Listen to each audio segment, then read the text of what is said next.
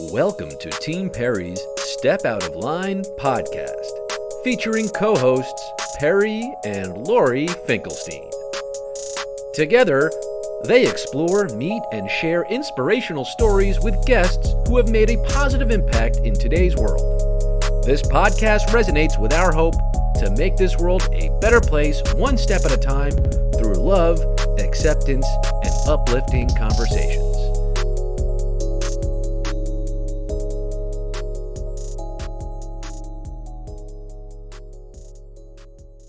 Well, we are big rule breakers. I'm joking. Actually, Tom and I are like the most, straight and narrow, but not actually those terms. But me, and I sort of, Tom and I jumping on this bandwagon of writing music and writing songs is certainly different, I think, than what we'd expected.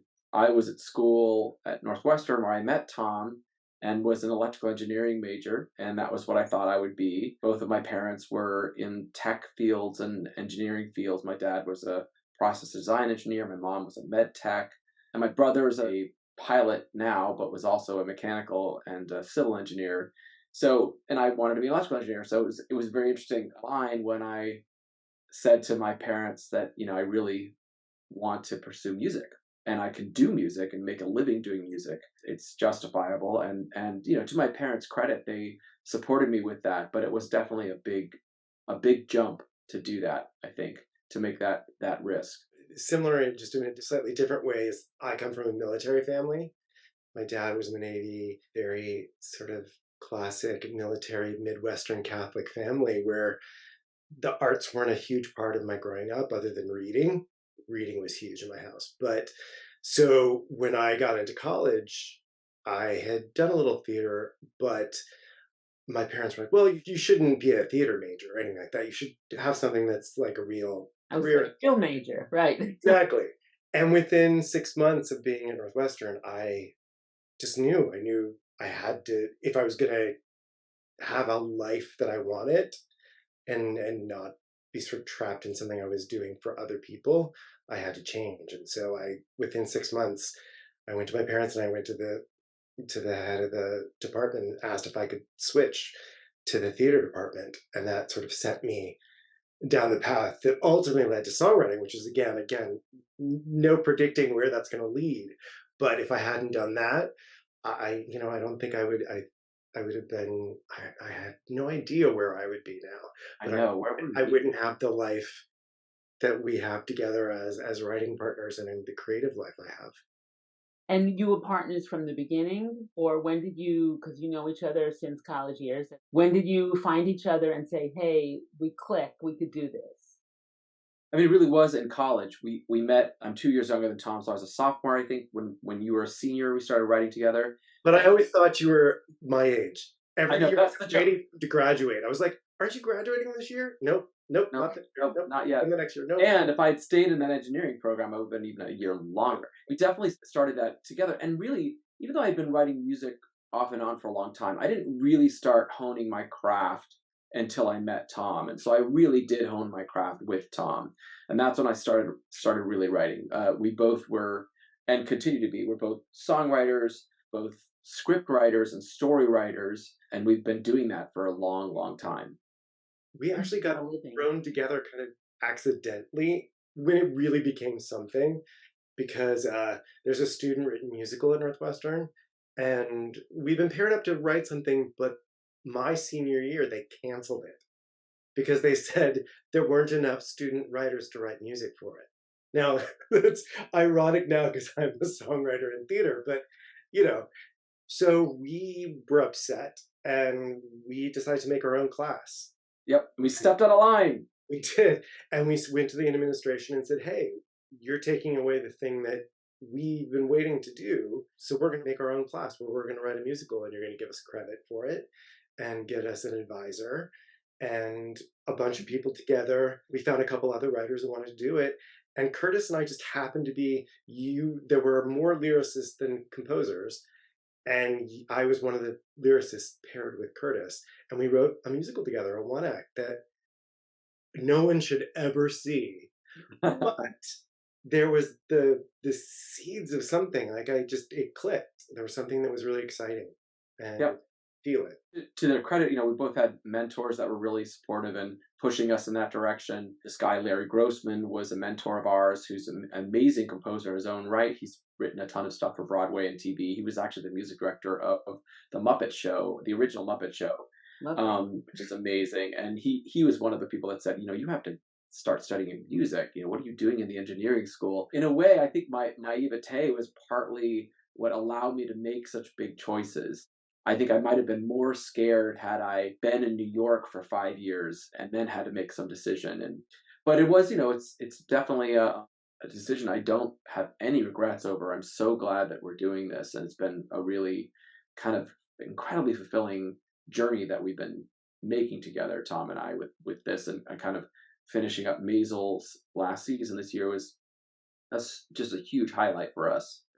I know Perry sometimes has a creative moment, and then sometimes for a day goes by, she's like, I can't write. How do you stay on and get it done? Because as a creative, sometimes it doesn't happen like that. That's where I think one thing is where the experience comes in. If we hadn't had the years of experience of writing for theater and doing things on our own and making our own stuff, when you have to do something quickly, you just have to trust. You know what? You don't have to be inspired. You just have to get something down. It doesn't matter what it is, and it may be terrible. And then the next day, you're going to at least have something to work with, because it's easier to have something there, to at least some clay that looks terrible, to go like, okay, that's terrible. I'm going to shave that piece off. I'm going to work on that piece. But the empty page is the worst part. There's always a way to move forward, and you have something to work with. 100%. Having the blank page is the worst. And I think deadlines and stress are very helpful sometimes in pushing the inspiration. Some people can find that to be debilitating, but in our case, like Tom said, you just have to get started. And, at a certain point, we're all good at what we do. You know what I mean? You can write, you can write, you can write a good essay, you can write a good, whatever you need to be doing. So just start, just write something. And I think that's the key. I always I use this metaphor about inspiration is definitely something that you can wait for and can come and go as what you're taking. But I actually feel like, in a way, inspiration is always blowing around you, right? It's in the air right now. If I want to work on a piece of music, I reach my hand up and I grab what's there right now and I start putting it down. And if I don't take that inspiration, it's gone forever. That will never come back. But that's fine, because tomorrow there's another one here that I can grab. It's always there. You just have to grab it. And it may not always be the best thing you write. It probably will not be the worst thing you write.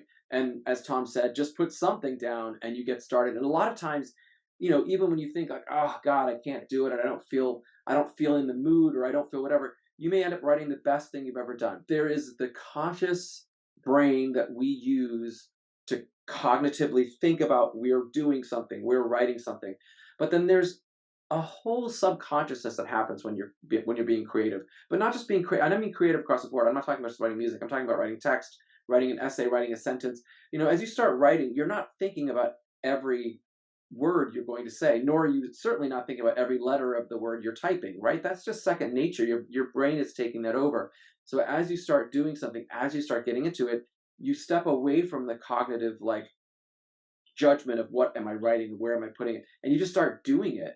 And you let yourself go, and I think there's something kind of magic that happens there. A lot of times it's terrible. Most of the time it's interesting or something to start with, and I think that's, and then every once in a while it's like the best thing ever. In my case, and I think Tom, we talked about this too, like we each process writing and creation differently, but a lot of times I can't enjoy something I work on right away. So even if I work on something, I'm like, that's going to probably work, I think, we'll try. We submit it. People are like, yeah, that works. That's great. Oh my God, we love it. Or let's change or whatever. And they'll go. And then 2 weeks later, I'll go back and be like, hey, that was really fun. But it takes me, I have to really step away from something to sort of judge it or feel connected to it in a way, at least personally for me.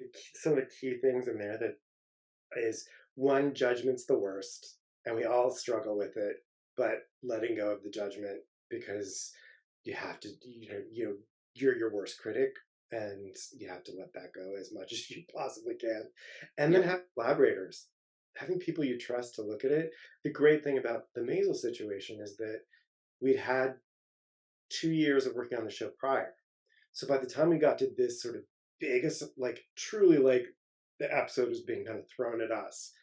And we trusted everyone by that point. We had amazing people to bounce ideas off. We were used to working with the creators of the show so that we could go in with our first impulse and say, okay, we don't have time to polish 16 things for you. Here's our first thought. What do you think about this? And we trusted them enough, and they trusted us enough to sort of go and let us run as fast as we could. The garbage musical. Obviously, it was a huge gift from Amy Sherman Palladino, the creator of the show, for us. She's like, we're going to give you this thing. And sure enough, like you mentioned earlier, we only had like three and a half weeks to put it all together. And also to do three of them, not just one. So it's, that alone was fun. But what was really one of my more favorite parts, as I think Tom and I both agree on this, was when we work on the show and they write the script, they always have a table read before they start filming that episode. So, and it's a fun thing to come to on Maisel because it's kind of its own little event. You come into this big room and all the actors are sitting around a big square table and the director's there. And then all the creatives are sat at chairs behind the table. So, the music team, the sound team, the costume team, the set team, you're all in the room, and we just listen as they read the script for sometimes the first time, often the first time, because usually they finish the scripts literally the day before the table read. And in the case of this particular episode, Amy wanted to present the musical to the cast, for the first time. So we brought in all of the singers and actors that were going to be in the musical. That we pre-record all that, a couple weeks before we tape. We have to do that because we filmed to a click track. So we pre-recorded everything. We brought in all those actors and performed the musical live at the table read, which was maybe one of the more fun days I've ever had. And it has nothing, none of that was on screen. Obviously, that was an informal table read, but it was just really fun to watch the actors' reaction. Everybody was just like, what is going on? It was very, very funny. The industrial musicals, they're real. We didn't have to stretch too far because those existed. And, in the 60s and the 50s, they were a huge industry where these big Broadway talents would go and really make their money by going and doing like something for Ford trucks where they would write a musical about transmissions. If you thought ours were funny, go listen to, the real ones. Sheldon Harnick writing about truck transmissions. It's incredible. Or the Kohler bathroom. That was the most hilarious. Yeah, watch that documentary. It's called Bathtubs Over Broadway, and it is really, if you haven't seen it, it's fantastic. In fact, that's really where the inspiration for this came from. Tom, Amy, and I were having a writing weekend and watched that movie together, and we were like, this is insane. 2 years later, showed up in Maisel. It's amazing. So I think it's definitely a great watch. Like QVC, it's like, before the time when they had to sell a product somehow, and they just built it out. 100%. It's 100%. That's exactly what it was. It's a really interesting. That crossed with like Tupperware convention because it was then like the salespeople who came. It was the people they were trying to get. It really would. They'd fill the audience with like the owners of the franchises around the country. Get inspired by the new transmission this year. Right. And so they'd have the musical for it, and I have to say that the way you talk about the show is the way it feels working on it too. We get enveloped in the world of it because it's so everything, the sets, the costumes, the music team, everybody's just trying their hardest to make it as full and detailed as possible that you can lose yourself in it. We don't want you to see the seams. If you can tell we wrote the song, that's sometimes a bad thing. We want you to feel like that probably was from 1960. Right. And that's kind of the goal. So where do you guys go now? Like, what do you have a project that you're working on now? Well, I mean, listen, I don't know if we'll top Maisel, but anytime soon. But we have some really great projects that we are working on. Tom and I come from a theater background, so we've got a couple of shows that we're working on for the stage at various stages of development, which is exciting. And then we have a couple of TV shows that are in the works, and a film idea that we've got going on. And it's part of that is with Amy. Part of that is the creator of Maisel. We will follow her anywhere. If we followed her to the trash dumps of New Jersey, then we'll follow her anywhere she wants to go. I love the way she keeps reintroducing the same actors, different roles. She's very loyal to her to people she likes to work with, which is really lovely. Yeah, in front of and behind the camera, she, it's really rare in the business that a crew stays with a show for a long time. The people who, everyone from just the guy holding the mic to the cinematographer. Well, most of those people on Maisel were there all 5 years because she's loyal to them. She loves her family of creative people and she pushes them. And so it isn't surprising to see even the same actors, the same, all these people just want to keep coming back because it is a really creative environment, tough sometimes. Like that show is not easy to make, but it's so satisfying in the end to feel like when you watch it, everyone sits back and goes, yes, we pulled that day off. That's kind of the feeling. So Perry and I, here we are. We're Long Island, a little podcast. Why did you say yes? What were you thinking? Well, first of all, we were listening to some of your podcasts and enjoying them and really wanted to be a part of it. Also, anywhere, to be a follow-up act to Alex is... I know, seriously. Because we're never going to be as funny as she is or drop as many F-bombs as she will. What's one thing that nobody knows about you that you know? That you my gosh. Or happy they don't know? Mine is not so secret. If you Google me, I was an actor out of college, and I played Steve in Blue's Clues. And so if you look me up, I'm in the green striped shirt with the big blue dog, and that always comes back to haunt me. I can never wear a rugby shirt ever again. Those 2 years were honestly some of the best years.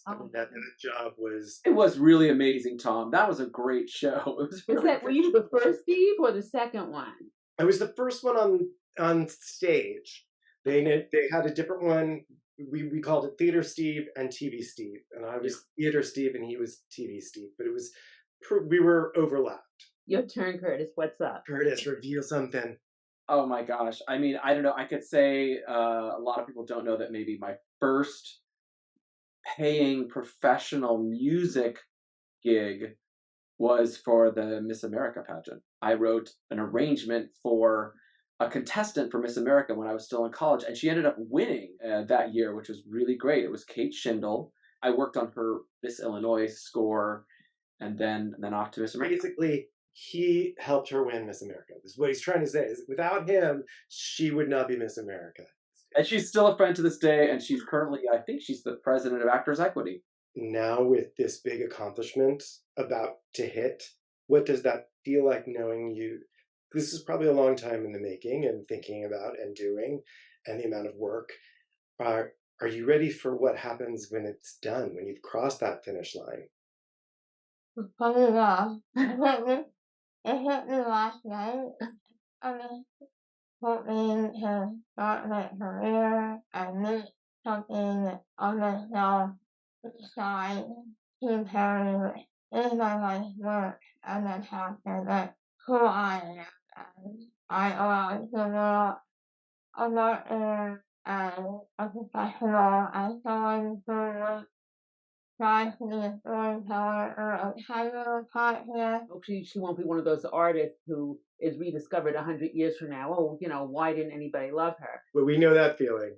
Yes. Years before Maisel of writing shows that we would do for 100 people, but that's part of the joy is the process of it, and not you have no control over how many people are going to love it or not. Right.